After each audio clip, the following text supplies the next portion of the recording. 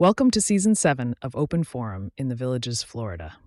In this show, we talk to leaders of clubs and interesting folks who live in and around the villages. We also talk to people who have information vital to seniors. You will get perspectives of what is happening in the Villages, Florida area. We are a listener-supported podcast. There will be shout-outs for supporters. This is Mike Roth on Open Forum in the Villages, Florida. And today, we have Kay Branson with us. Thanks for joining me, Kay. Thank you. Kay is a retired marketing executive, and she is going to share with us today some information on how to gamble successfully on cruise ships. But before we do that, Kay, why don't you tell our listeners a little bit about your background and experience before you moved to the Villages? As a marketing director, I had my own software company, and we created software for restaurants, which they now call POS systems. Okay. And how long have you been living here in the Villages?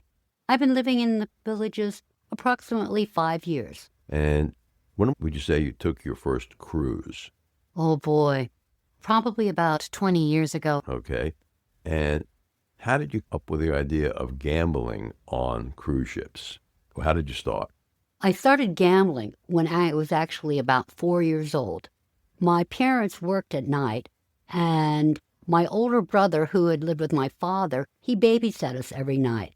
And as those villagers can remember, we didn't have television 24 hours a day. We didn't have cable networks. And so we played games.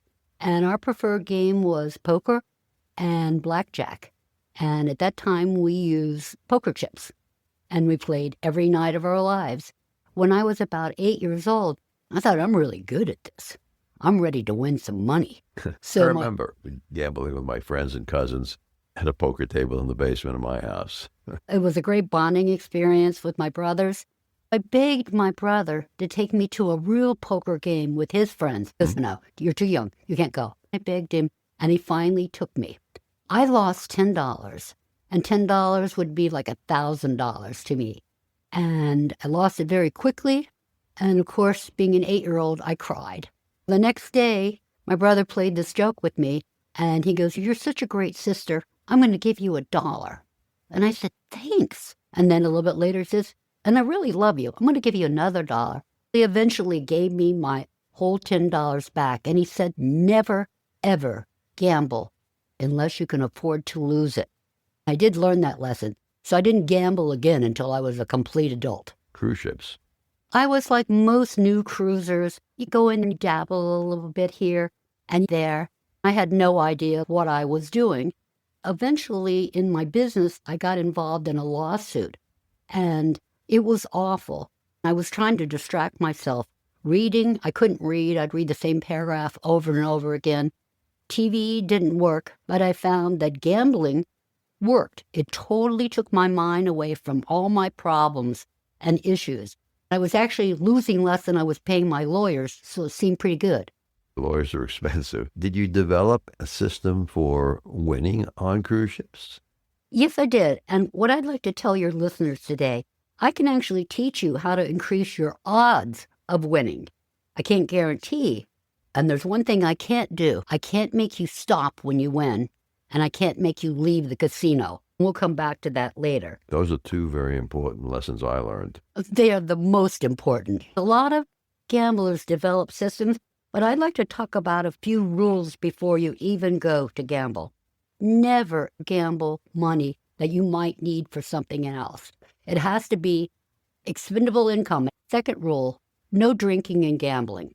Casinos give you free drinks because they know it will let down your inhibitions, and you'll go crazy. You make mistakes when you're inebriated. Absolutely. And now remember that the slot machines, they're computerized, and you have to be very careful where you put your hands and arms. I've seen it many times. People lean on the machine, and all of a sudden they're betting maximum bet, and they wondered where their money went. So don't gamble money you can't afford. No drinking and gambling. Pay attention and watch your bet. Make sure you haven't accidentally pushed another button. I was taught by one of my partners in Vegas, whose dad built slot machines, that the maximum payout on a machine only happens at 98% or 97% if you hit the maximum bet. But when you're playing slot machines, always bet all lines. You would hate for that winning combination to be on the one line you didn't bet. The next thing we want to talk about is, how do I actually increase my odds of winning? I've got this big casino, and what do? The amount of the denomination you bet is really important. If you're a new gambler, and this is your first time, we're going to start off with the 1-cent denomination. Now, you're never going to win any big money. Now, I can't say never. You can never say never in gambling because there are anomalies that occur. These are computers. They don't have any feelings, and leave your superstitions at home. Number one, when you go into any casino, on land or on a cruise ship, always use your gambling card. And the way the gambling card works, it's just telling the machine, hey, I'm Kay Branson. It's going to time how much you spend on that machine, and it's going to calculate your average bet. Person next to me is taking their card in and out of the machine. I said, why are you doing that? I get luckier sometimes when I don't have my card in the machine. And I want to say to them, but then they wouldn't sit next to me anymore. That's absolutely ridiculous. It's a computer. It doesn't know how to do that. It doesn't rewrite a new software program every time a new person sits down. The software program is fixed. It's random number generators. Another important thing is, if you're just trying out a machine, you might even put your card in, because it actually devalues your play when you play for short times. It's going by time, again, an average bet. So we're starting off with the 1-cent bet. You might just play around and pick a machine that you enjoy, and that's important. If you're gambling to win money, you need to leave right away. Do something else. Go to a show. You don't gamble to win money. You gamble to enjoy yourself. Now, another thing is, how much money should I bring? If you're going to bring $20, $40, maybe even $100, you need to go to the gift shop and buy some T-shirts and keychains to take home to your friends. That's not enough money for you to be able to get the time for the good stuff to happen on your slot machine. Okay, we're going to start off with most slot machines. They're inventing new ones every day that work differently, but you need to look at the slot machine and look at the payouts. They all now have a mini, a minor, a major, and the grand. Look at that grand and you can see how exciting it is. It'll always be over 10,000. It resets back. So it could be 10,900, 11,000, 12,000, 13,000. Generally, when it's about 13,000, it's ready to hit. But what you will get all the time is the mini. And we're going back to the 1 cent, because this is the basis, and then we're going to get on how to actually win money. But the mini will have its baseline at 10. So when you see it at a 13, 14, it rarely goes to 20 before it hits. And then the minor might start off at 25 or 50. You'll be able to look at the machines that are similar to that, and you'll see, is it 28, 32? And you know that when that gets won, it goes back to 25. But the one that you can win and actually get ahead in gambling is the maxi. Most 1 cent machines reset at 800, but some of them reset at 500. So when you see that thing at 980, it usually, and again, there are no hard and fast rules, but it would usually hit by 1,000. So you pick a machine that looks like there's some things that are ready to pop here. Now, Picking a machine. My experience may be different than yours because I was taught to play the slots on a poker machine. In those days, in Vegas, you looked for a poker machine that paid on a royal flush 4,500 coins or more. Most of the machines in Vegas were set at that level. A few machines were set a little bit higher. Those were the machines that were most visible. They were at the ends of a carousel or near the check-in desk, especially at Caesars. It was always a serious mistake not to play those machines that were at the ends. Do you find that to be true today? I know nothing about the poker machines. That's another gambling world completely. What I love about slots, they don't require any skill. They just require discipline. But on cruise ships, and I'm not trying to be disrespectful to the people on cruise ships, those Las Vegas casinos have a complete IT department that can do things. On cruise ships, they get sent those machines and they don't have the technical ability to change the software programs and do things differently. If something goes wrong with the machine, a casino, they simply put it out of order. Poker machines on a casino ship, the best I've seen is 4,000. In the old days in Vegas, when we were still gambling with silver dollars, and they had a carousel, and there was a lady at the top who would give you change for your 50 or 100. You could ask her which machine hasn't paid off, which machine is hot tonight, and the lady would tell you. More times than not, it was one of those machines on the ends. A lot of the machines were mechanical. Software now has taken those kinds of things out of play. Again, you're pretty much an expert in software, and software is pretty much fixed. It's the program. But I like to sit in a place that, especially if we're talking about cruise ships, where I'm not going to be bumped all the time, because part of gambling for me is the relaxation and the excitement I can feel. And I don't want to be in an area where I'm constantly being bumped. And it's also not fun to have somebody jump up next to you, sit down again, bump your chair, jump up next to you. So I try to find a little corner where I can have my own little gambling world. That's what I call my very expensive therapy. But let's take a short break and listen to a Alzheimer's tip from Dr. Craig Curtis. But all scientists feel, all doctors feel, that you should definitely engage your brain and get involved in crossword puzzles, Sudoku, whatever types of brain stimulation you enjoy, and do it on a regular basis.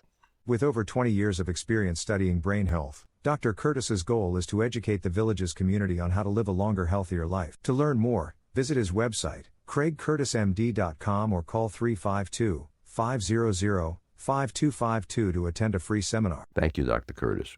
We're back with Kay Branson talking about slot machine gambling on ships. In a casino, you prefer machines as opposed to table gambling with live players and decks of cards? Yes, for relaxation, because in the old days, I did play a lot of poker because casinos were not as crowded. And as in Las Vegas, when you find a nice table, hey, where are you from? Oh, I'm from Washington, D.C. Oh, you're from Florida. Great. And you develop a rapport with the other gamblers, and it's a social experience as well as a gambling experience. On cruise ships, they come and go. It's hectic. You can never get that sense of relaxation and camaraderie that you can at slots. I found in Vegas that there were shills at the Texas Hold'em table working for the house, and as soon as I figured that out, I stopped gambling on those tables completely. There was no way to win against the shills. Do they have shills in shipboard casinos? I don't think so, because they're just not that sophisticated. Important distinction about gambling on cruise ships. Gambling in Las Vegas has much better odds for you because they're competing. And a lot of times you'll see on the marquee, we pay back 98%, 97%. No one knows the exact number on the cruise ships, but I would guess it would be around 85, probably not higher than that. And for the viewers that don't gamble, what that means is, conceptually, if I put $100 in that machine and gamble it, I could get $85 back. And machines do win. People say to me all the time, hey, do you actually win? Well, here we're coming to a very important part about gambling. I win every time I go. I win so much that I get W-2 forms that night. But by the time I'm finished, I have nothing. Because all gamblers get so excited by the thrill of the win, and you say to yourself, I won $1,200. I'm just going to gamble $200 of it, and then I'm going to cash out at $1,000. I wished I would have left when I won, because that adrenaline is addictive, and you don't want to stop because it's exciting to say, stop now when I just had this big thrill. As soon as you more than double your money, you need to walk out. Another thing to be careful about is when you're winning and your ticket, let's say that you put in $200 and now your ticket's $400 or $500, take that ticket. Cash it out. When you put that ticket in, you go, whoa, I got a lot there. When you have to feed your own money back into the machine, you're more cognizant of the fact that it's real money here. But so you can have the winning pocket and then you can have your gambling money. And for women who have purses, I strongly suggest that you keep the tipping money. You're going to want sodas or water. And if you want the servers to come back, you need to tip them. I've seen it many times where they have their gambling money with their tipping money, and you're reaching in your purse or pocket and you'll drop money on the floor, or you could give the server a big amount of money. So each time I go gambling, I make sure I separate the tip money from the gambling money. Can you give our listeners another tip aside from playing all the lines on the penny machines? Yes. We talked a little bit about practice on the one machines to find your groove, what game you enjoy. All right? What game do you enjoy the most? Sometimes I don't even remember the names, but I do enjoy the games that have the minis, the minors, the maxis, and the grands. And I have won the grand several times on a cruise ship. When you win the grand, which usually are about $12,000, $13,000, they give it to you in cash. They do not give you a check. And that's a lot of money to be responsible for. But I guess fortunately or unfortunately, it only happens once in a blue moon. And people that go into casinos don't go in there to win. Go in there to enjoy yourself. But what most gamblers want, they want to be able to stay there as long as they can. Now, I want to talk a little bit about the point system, and then we're going to get into how we can win money. But the point system, there's two ways to gamble. There's the gamble to get points and the gamble to win money. Let's talk about points first. You can find out from the desk what their point tiers are. And most of them are about 2,000 or 2,500 points to get a free cruise. Now, that means an inside cabin that if you fall asleep, you're going to end up back in Miami, okay? So do you want to get to the next tier level to get a room with a balcony, and that's generally 5,000. Then if you want to get suites, you're talking 7,500 to 10,000. You go, okay, what does a point mean? I can tell you, a point is about $1. So I have a girlfriend that I go with. She's not a gambler. She doesn't gamble for the thrill of gambling like I gamble. She gambles only for the points. I've told her it's much cheaper to buy the cruise than it is to gamble for the points. Mm-hmm. But she enjoys both aspects. You need to find out from your particular casino, because you would hate to leave your gambling experience and only be 100 away from getting a free cruise. When I started, I paid no attention. I just sat down and gambled. I didn't even know there was a level I was supposed to meet. I just thought it was, wow, they like me. They give me free cruises. So you want to find out what the benchmarks are. Even if you only qualify for an inside room with your gambling, you can pay for an upgrade. A lot of people think you have to be a big, huge gambler to get the things. Nope.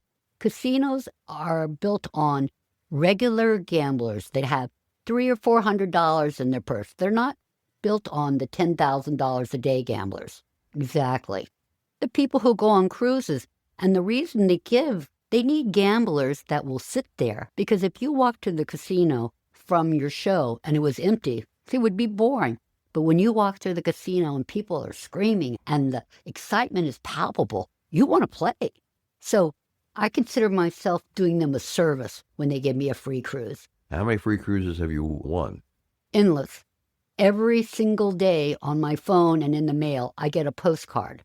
And so if I didn't have a cat and a dog and want to have another life, I could go on a cruise every week.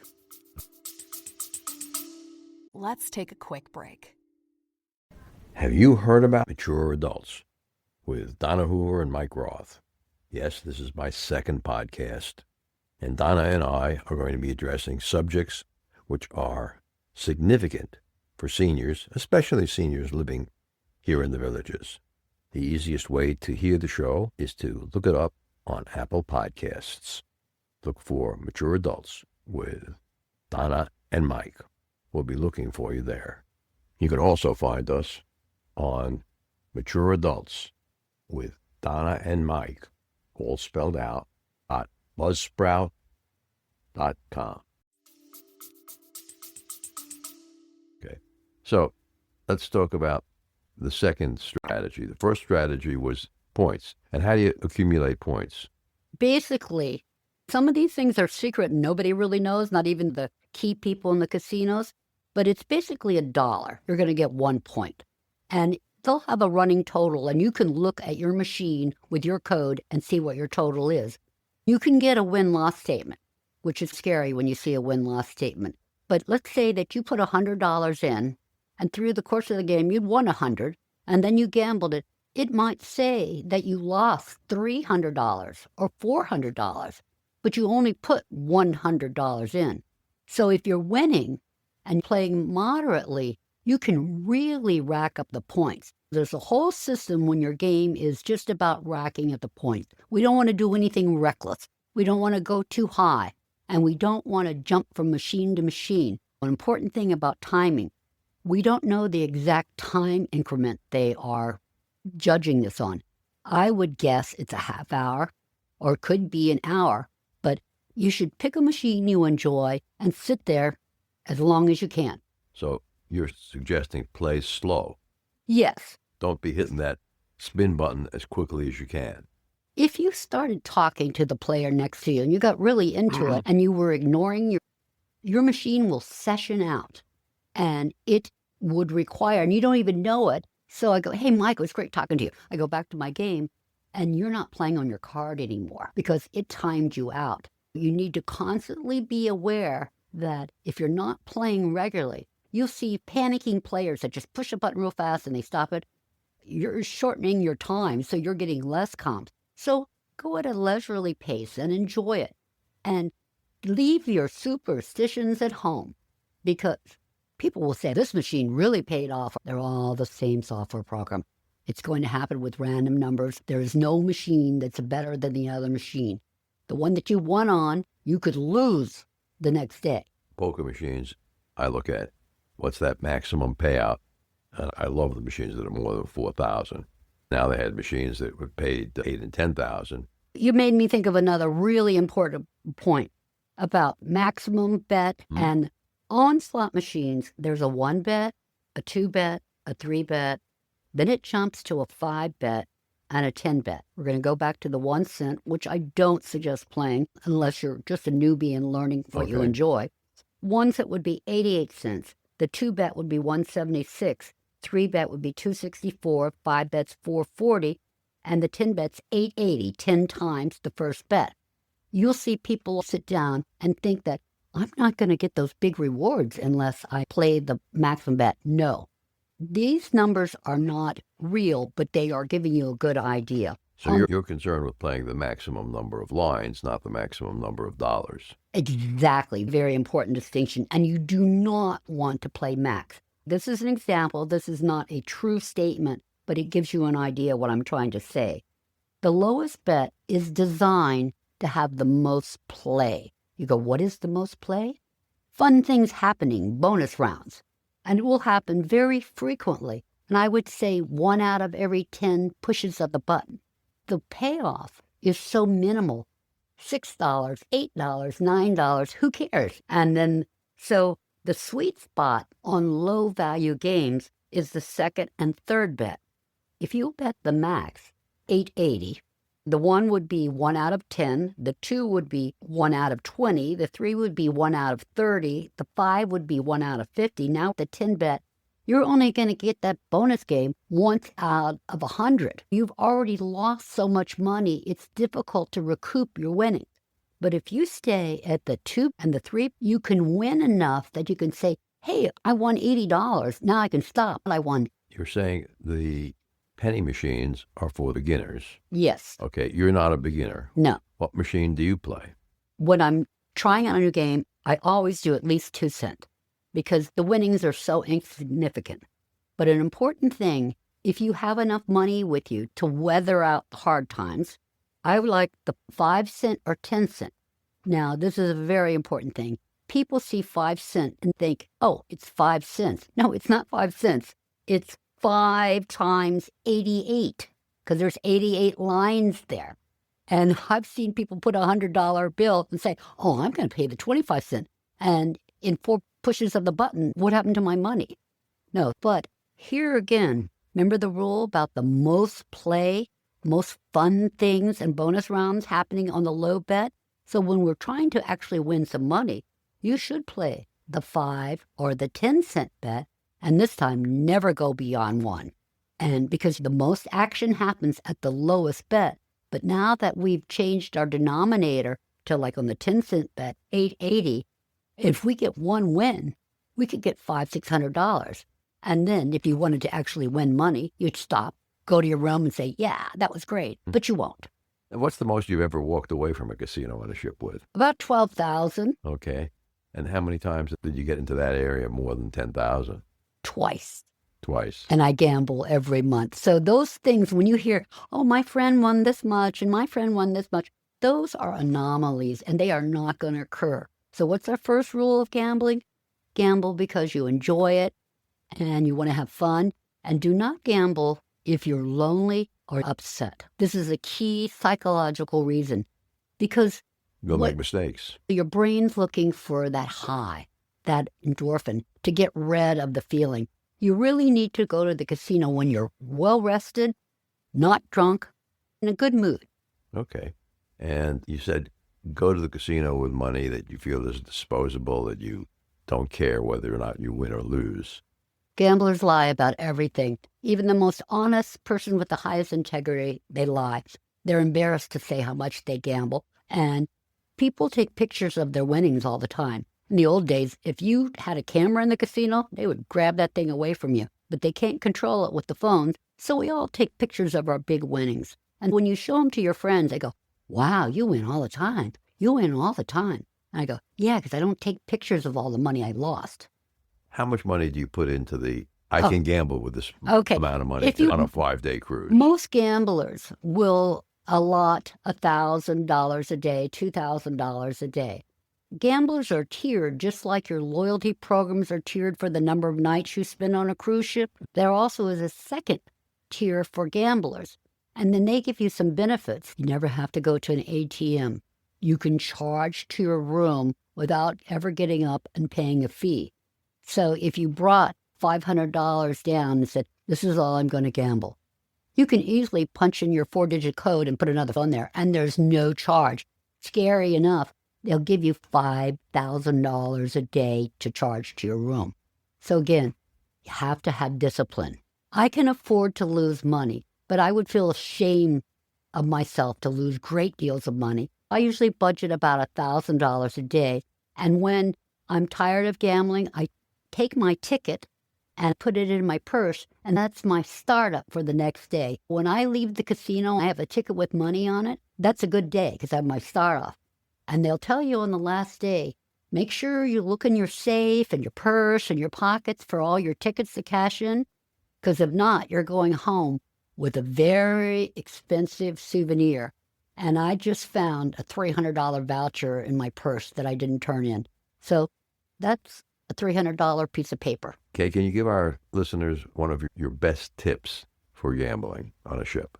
My best tip is to leave when you win. And hopefully, the best thing that can happen to you is that you win after you've lost money. Then you're so darn happy to win your money back, you'll jump up and leave. Okay, one last question. If you could give some advice to the 20-year-old Kay Branson, based on your knowledge today, what would you say to her? Don't waste your money on penny slots. Very few people win the big money. Gamble just to enjoy yourself. Great. Thanks for being a guest today, Kay. Thank you so much. This is Mike Roth. Listeners, I'm thrilled to share with you this podcast, which is my passion project to bring knowledge, inspiration, and things you need to know about the villages and the people living here. Be sure to hit the follow button to get the newest episode each week. Or you can hit the purple supporter box. Even a small donation of $3 to $10 a month makes a big difference. And you can cancel your subscription at any time. Your support means the world to us. Remember, our next episode will be released next Friday at 9 a.m.